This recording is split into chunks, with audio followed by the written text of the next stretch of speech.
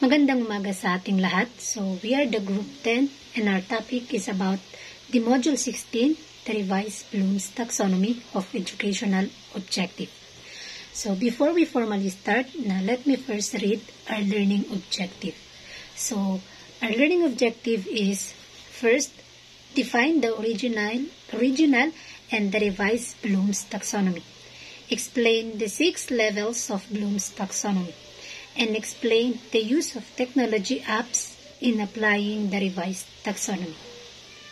So, let me read the introduction.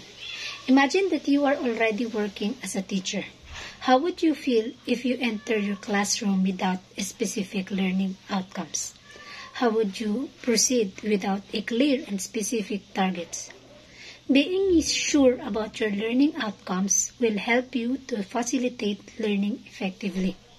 So, this module will present the original and the revised Bloom's Taxonomy of Educational Objectives. Although the revised taxonomy came out years ago, it is important to still present both the old and the revised to have a complete understanding and better appreciation of the taxonomy used in education. So, let us first, kilalanin muna natin kung sino si Benjamin Samuel Bloom. So, Benjamin Samuel Bloom was an American educational psychologist who examined and then restructured the way teaching should be approached to maximize learning performances. So, si Benjamin Samuel Bloom, yung proponent ng Bloom's Taxonomy. So, ipinanganak siya noong February 21, 1913 at namatay siya noong September 13, 1999. So, his book, The Taxonomy of Educational Objectives, The Classification of Educational Goals, in 1956, set out of series of learning objective that becomes known as Bloom's Taxonomy. So, yun nga, noong 1956 na doon unang nagawa o na-publish yung book about taxonomy. So, yung i-discuss ko sa inyo is yung old taxonomy. So, in 1956, the cognitive domain was published. The purpose was simply to have a framework to classify test questions that faculty members shared. Since then and up to present, it is being used in planning the curriculum, planning learning activities, and assessment. So, yung topic namin is about sa cognitive domain lang ni Benjamin Samuel Bloom. So, noong 1956 na doon unang na-publish yung book about taxonomy. The title is The Classification of Educational Goals. Yung purpose lang talaga noon ay nung nailabas yung libro na yun, yung purpose na lang talaga is para magkaroon ng framework yung mga teacher na gagamitin nila para malaman yung mga test question na ibibigay nila sa mga student. Pero, naging napaka-relevant nun at napakahalaga sa education. Kaya hanggang ngayon, na yung taxonomy, Bloom's Taxonomy, na yun pa rin yung ginagamit na model para magplan ng curriculum, iplano yung mga learning activities na gagamitin, at pati na rin yung assessment. So, in 1964, the affective domain eventually, other expertise published a taxonomy for psychomotor domain in 1966 and 1972. So, pagkatapos nga na-publish yung cognitive domain ni Bloom, na may mga other psychologists na rin na naglabas ng kanilang mga taxonomy, yung affective domain at saka yung psychomotor. Lumabas yung affective domain noong 1964, tapos yung psychomotor naman is noong 1966 and 1972. So, Bloom's taxonomy was a model that described the different of objectives that target what skills and competence that teachers aim to develop in learners. So, yun nga. Yung Bloom's Taxonomy na isa siyang model na dinidescribe nito yung level of objectives ng isang teacher. Halimbawa na sa classroom, meron tayong mga objective na Katulad halimbawa kanina sinabi ko sa inyo yung learning objective natin na kung saan ito yung dapat ma-acquire o matutunan ng isang bata sa loob ng klase. So, the taxonomy in the cognitive domain contains the level from knowledge to evaluation. So, yun nga, from basic, si knowledge hanggang sa evaluation, yung pinaka-highest level. There are 6 levels of Bloom's taxonomy that progress from simple to more complex level of thinking.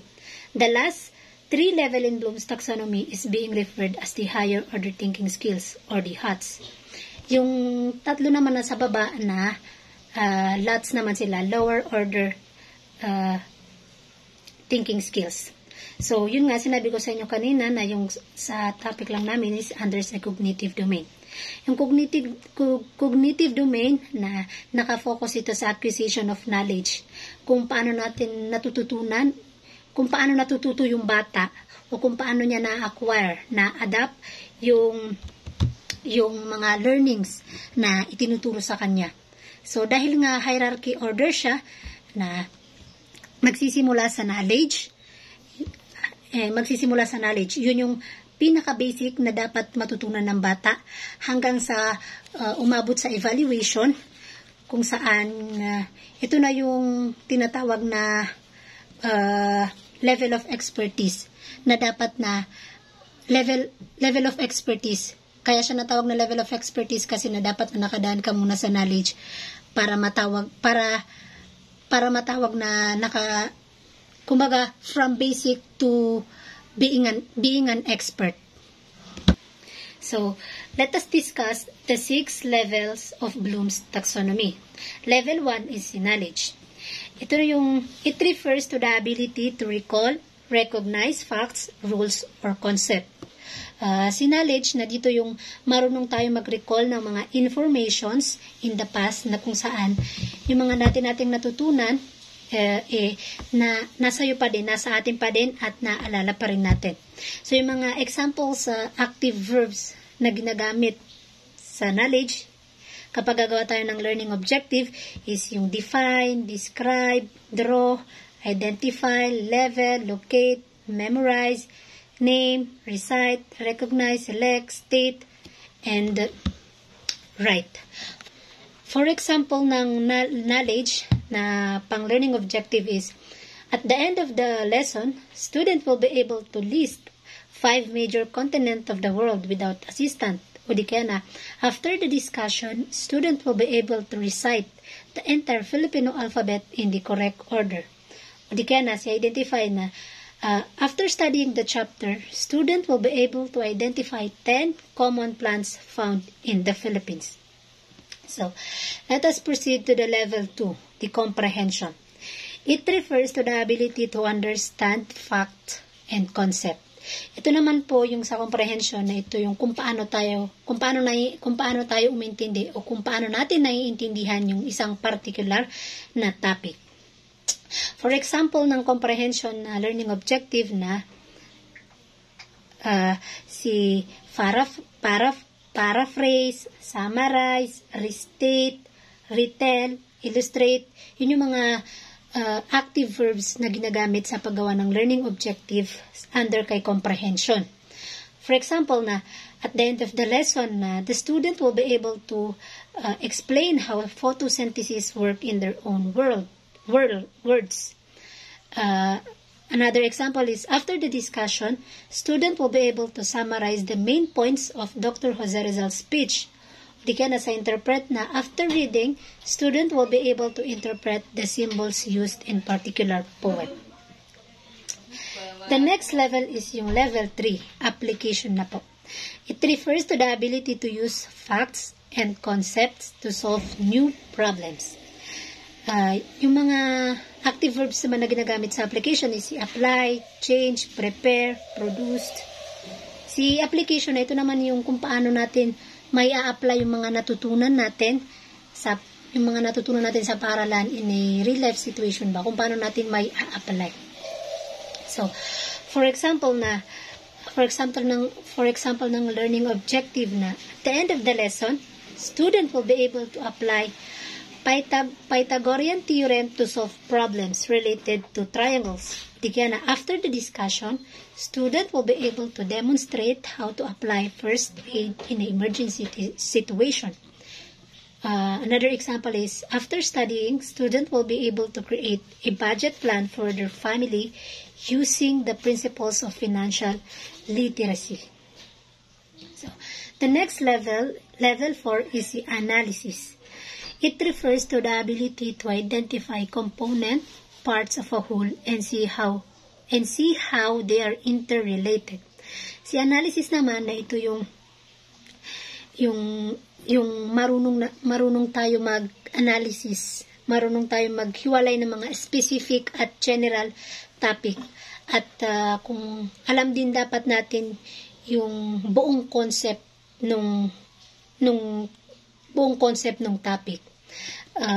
Halimbawa ng active verbs na ginagamit kapag kapag analysis is analyze, subdivide, take part, investigate, compare, contrast, infer. For example at the end of the lesson, student will be able to analyze the cause and effect of climate change in the Philippines. Another one is, after the discussion, student will be able to compare the writing styles of Nick Joaquin and Sionil Jose. Another one is, after reading, student will be able to investigate the biases that may be present in a particular news article. The next level is yung level 5, synthesis. Synthesis na refers to the ability to integrate components into a whole. Ito naman yung kung saan yung mga different parts na binubuo natin siya para maging as a whole. Example ng active verbs na ginagamit sa pagsulat ng learning objectives sa synthesis is yung combined, organize, design, formulate, ganun. For example after the discussion, student will be able to create an original play that showcases social issues. Again, after studying, student will be able to produce a business proposal for a small business. Another one, at the end of the lesson, student will be able to develop a plan for sustainable community project. Last level is yung evaluation. Evaluation na refers to the ability to judge and compare procedures, products, and etc.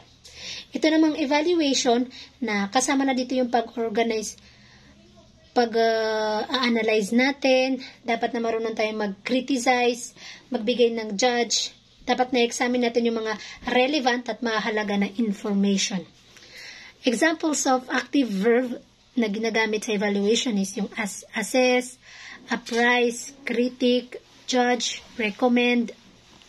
For example at the end of the lesson, student will be able to evaluate the importance of democracy in the development of the country. O di kaya after the discussion, student will be able to critique the arguments presented in a debate. Di kaya another example after studying, student will be able to recommend the best solution to a community problem based on a certain criteria. So, here are another examples of educational objective using in the taxonomy. Andyan po siya, yung kay knowledge, comprehension, application, synthesis, evaluations. So, ang pinagkaiba lang ni old at ni revised taxonomy na si old taxonomy na ginamit ni Bloomston ng mga noun. Sa revised taxonomy ng mga active verb o verb ang ginamit nila doon. Sa revised taxonomy. At saka, ang pinagkaiba pa nila na si old na pinakamataas sa kanya na si evaluation. Sumunod lang sa kanya si synthesis. Nasa revised taxonomy na pinakamataas na si synthesis or si create. Pangalawa lang si evaluation. So, that's all for my report. Thank you. So, Assalamualaikum warahmatullahi ta'ala wabarakatuh. And pleasant day, everyone. So my name is Susni Yumangurangka, and I'm the second reporter from the Module 16 entitled The Bloom's Taxonomy Model. But Miss Irene Panuruganan already discussed about the background of the model of Bloom's taxonomy. So I'm in charge in discussing the second part, which is the revised version of Bloom's taxonomy. So, paano or bakit nga ba revise or bakit nga ba in-update yung version ng Bloom's taxonomy? So, before we go to that question, let us break down na kung paano na-revise or na-update yung version na Bloom's taxonomy. So, after 45 years, Bloom's taxonomy, which is the original version, was revised or updated, in other words, by the group led by one of Bloom's students named Lauren Anderson and David Krathwohl.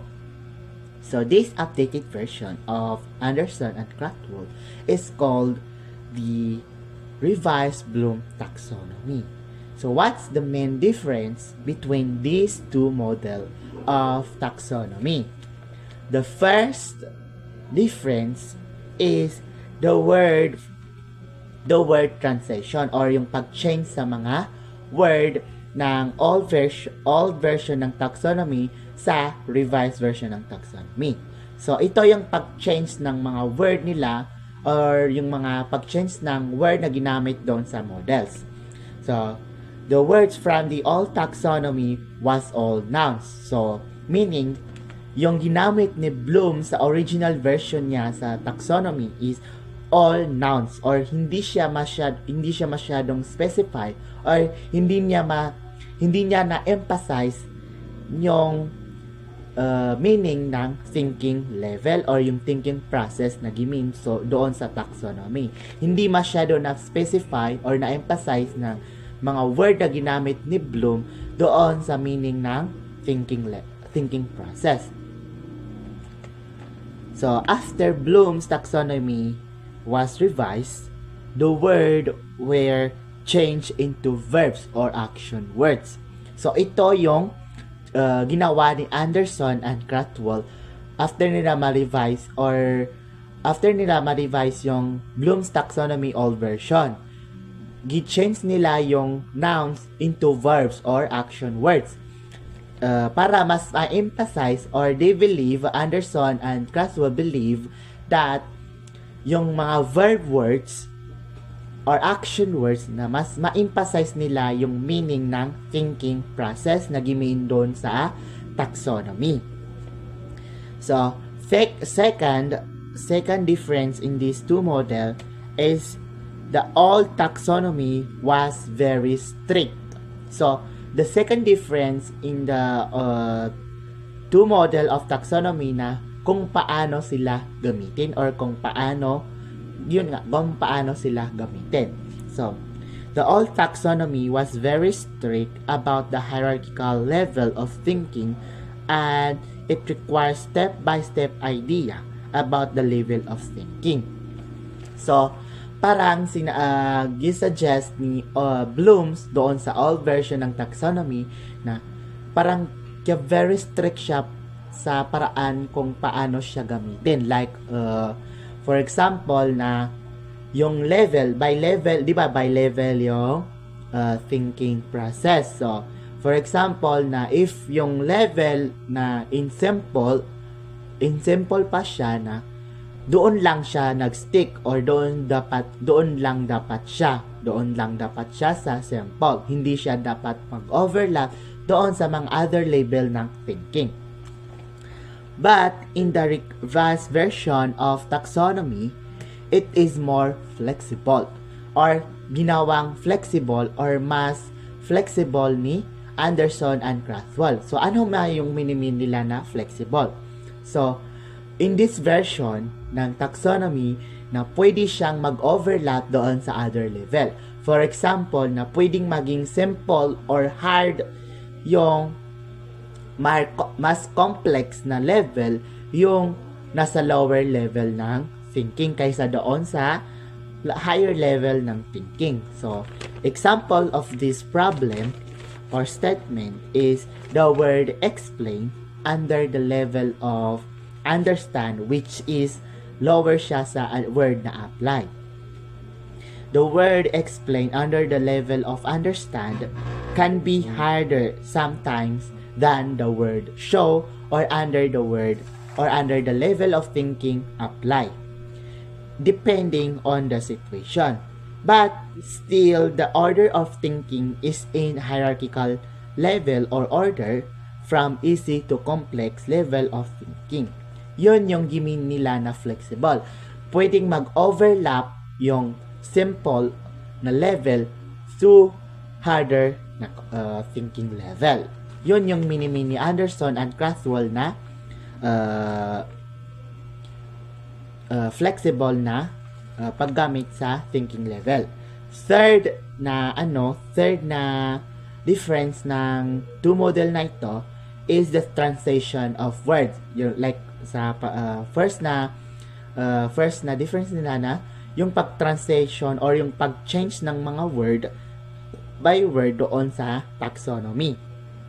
So like the word knowledge or from word knowledge to remember. So bakit nila ito change or ano yung reason ni Anderson and Krathwohl bakit nila change yung word na knowledge to remember?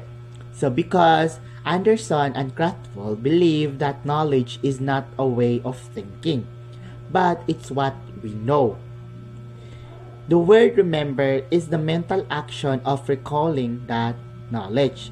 Because of these changes, mas na-emphasize yung meaning ng thinking sa word na remember. So, yun yung reason kung bakit change yung knowledge from knowledge to remember. Mas na-emphasize kasi ng word na remember yung meaning ng thinking process kaysa doon sa knowledge na hindi masyado specify kasi na yung knowledge na nakatukoy lang siya sa kung ano yung alam natin kaysa doon sa remember na ano yung kung paano o yung process na kung paano nating nare-recall yung mga info na nakuha natin. Another changes is the word comprehension to understand or yung pag-change ng comprehension to understand or yung word na understand. The reason of these changes is that the teacher is often use the word understand more naturally than comprehension. So, Anderson and Krathwohl change it to make it sound simple and more practical.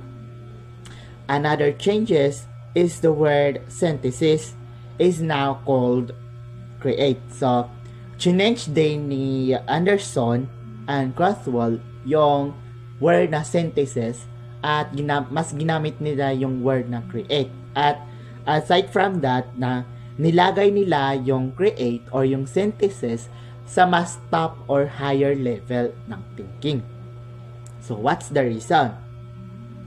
This means the most advanced kind of thinking is when you can make something new from what you've learned. Yun yung reason kung bakit nila nilagay yung create doon sa nilagay nila yung create na level sa higher level of thinking. So, the fourth difference of these two model is the other difference of Bloom taxonomy, the old and revised version, is that the revised model has two dimensions. They have, so yung revised version ni Anderson and Krathwohl has new version of dimension which called the knowledge dimension. Now the revised version of taxonomy has two dimensions, which is the cognitive dimension, which talk about on how we think, and the second dimension is the knowledge dimension, which talk about on what we think. These dimensions now help teachers so that they can look at both what students learn and how they think about it. So first, let us break down muna para mas maintindihan natin yung dalawang dimension na yun na revised version ng Bloom's taxonomy.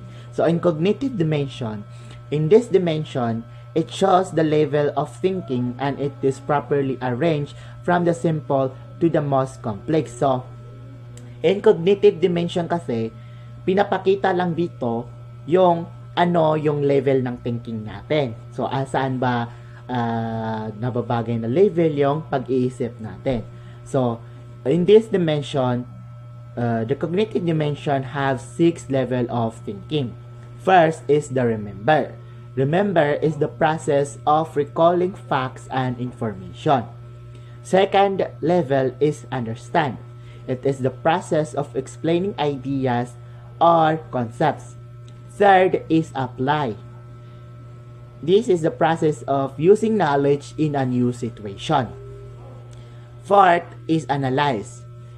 Process of breaking information into parts to see how they relate. Fifth is evaluate.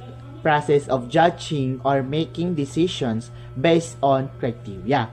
And lastly, last level of cognitive dimension is the create.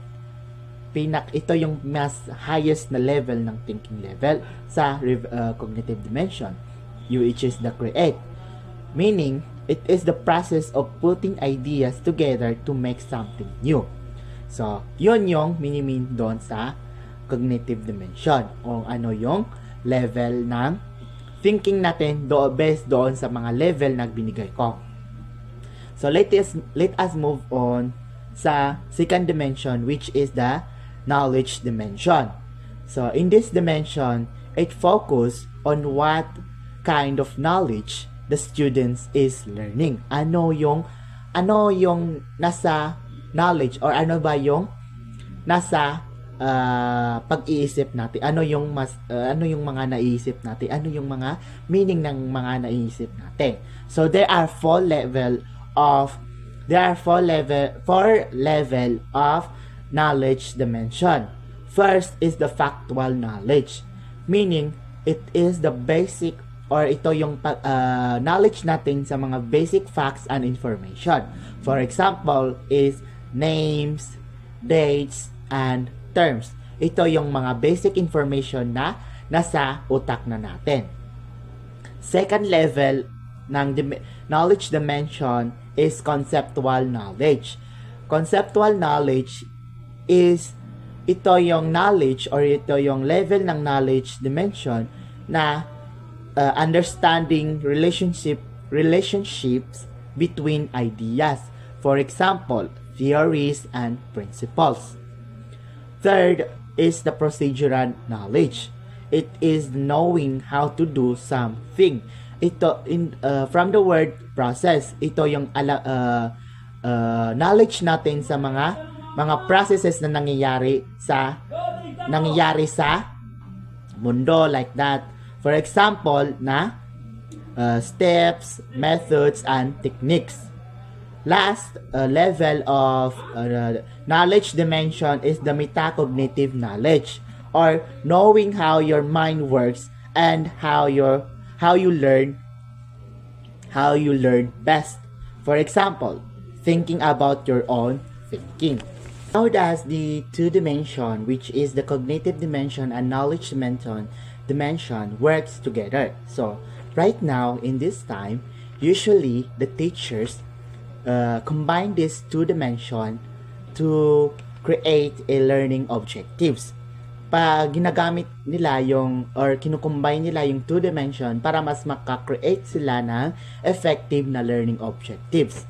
So for example, the verb and noun word to emphasize these two dimension. They use noun words and verbs word para mas ma-emphasize nila yung two dimension na ito.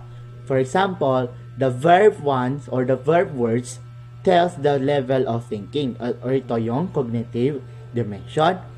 Then the noun words, it tells the type of knowledge or ito yung knowledge dimension. So let us see the example or the given objective example. So, at the end of the learning or at the end of the lesson, the learner will be able to explain the process of photosynthesis. So, the word explain is the verb or ito yung cognitive dimension. It emphasizes the cognitive dimension. It is from the level of thinking, understand. So, the noun word is the photosynthesis. Ito yung noun or ito yung ginamit nila para ma-emphasize yung knowledge dimension. Under the level of procedural knowledge or knowing how the process work. So, yan yung example kung paano kinukumbine ng mga teacher yung two-dimension para makagawa ng learning objective. So, this objective means that student must understand how the process of photosynthesis happens. So, yun yung gimin nila or yun yung gimin ni Anderson and Krathwohl doon sa two-dimension or paano nagagamit yung two-dimension sa paggawa ng learning objective.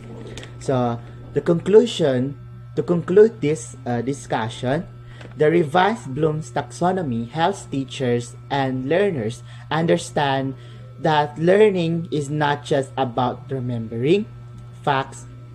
It's not just about remembering facts, but also about thinking deeply and creatively. By combining the cognitive dimension and knowledge dimension, it gives more clearer and more flexible guide for setting learning goals. So that will be all for my discussion.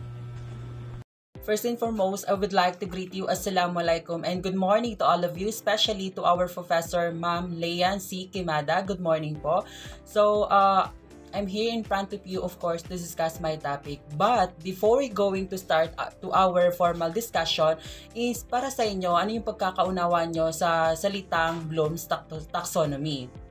So, para mas maunawa natin lahat, pag sinabi nating Bloom's taxonomy, it is valuable lesson planning, task development, and of course, to set clear learning objectives. Okay? Naintindihan ba? So, para mas maintindihan nating lahat, like for example, when we are going to make a learning objectives, so, imbis na sa ilagay natin sa learning objectives natin is students will learn about waste bins, for example lang ha. So, specific natin siya. Para mas specific natin siya, ilalagay natin doon sa learning objectives natin is students will be able to identify the different types of waste bins. Nang sa ganon is na-specific na natin siya. Diba? Naintindihan ba?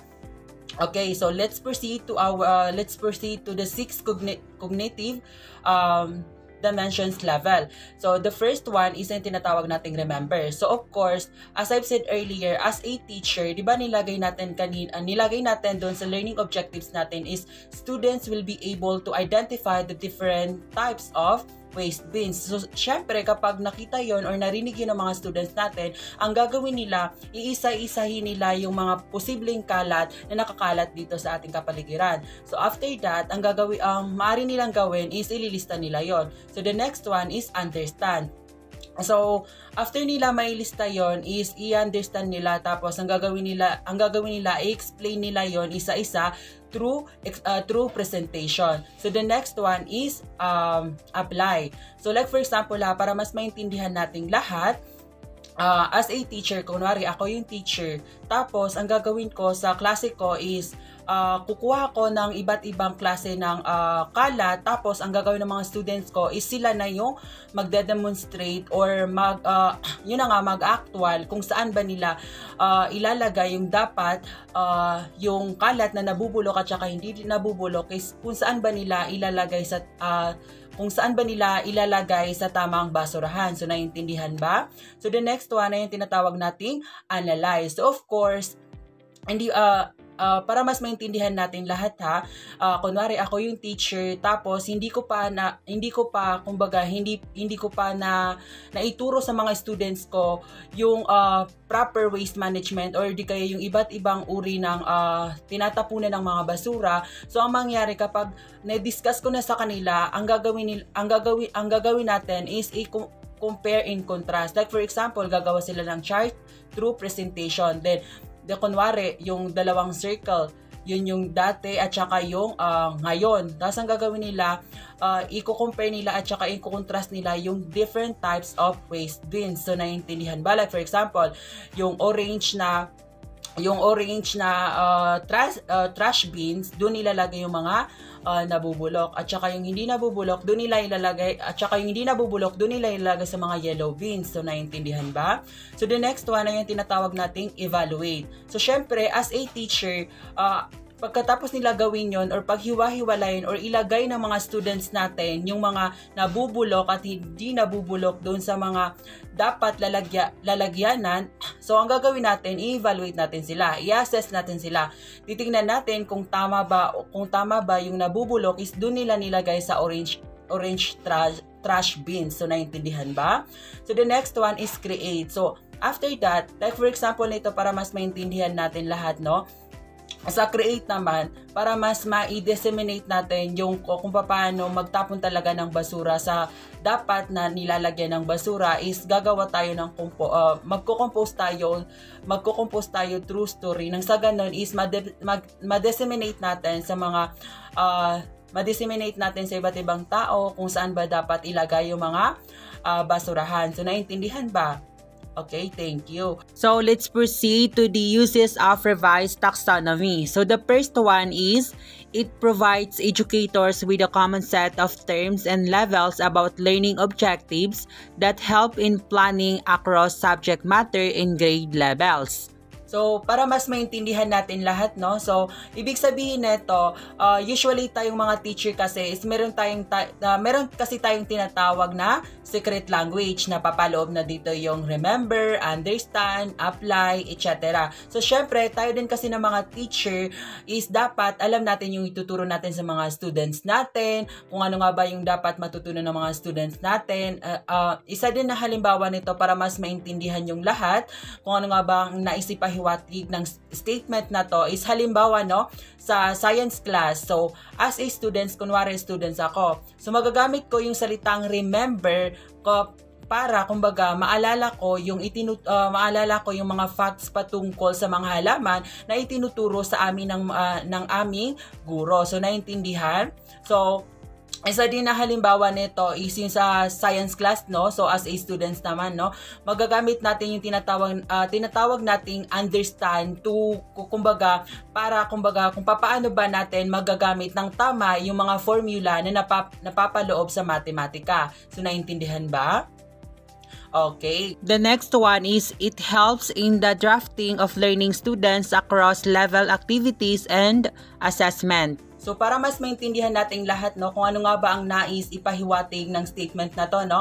So, parang sa stage na to or sa part na to is pinagpaplanuhan na ng teacher kung ano nga ba ang dapat ituro niya sa mga students niya at kung ano nga ba ang dapat matutunan ng mga students niya. So, like for example, no, para mas maintindihan natin lahat, baga sa part na to, binabagay ng teacher yung ituturo niya depende sa level ng kanyang mga students. So, like for example, no, sa grade 3, dapat yung mga students na napapaloob doon sa grade 3 is alam nila yung patungkol sa mga basic math.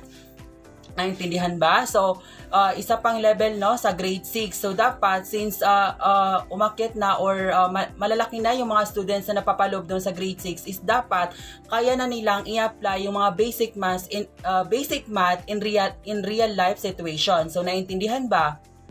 Okay. The next one is, it serves as a guide in evaluating the school's curriculum objectives. Okay, para mas maintindihan natin lahat, no? So, ibig sabihin, kumbaga, sa part na to is chine-check or tinitingnan na ng isang guro kung okay lang ba yung lessons na binibigay niya sa mga students niya. And if in case na napansin ng guro na puro memorization lang yung napapaloob doon sa binigay niya na lessons, and so he or she can change it naman nang sa ganun is, kumbaga, mas challenging at mas maintindihan pa ng mga students niya lalo yung ibibigay niya next time na lesson. So, naintindihan ba?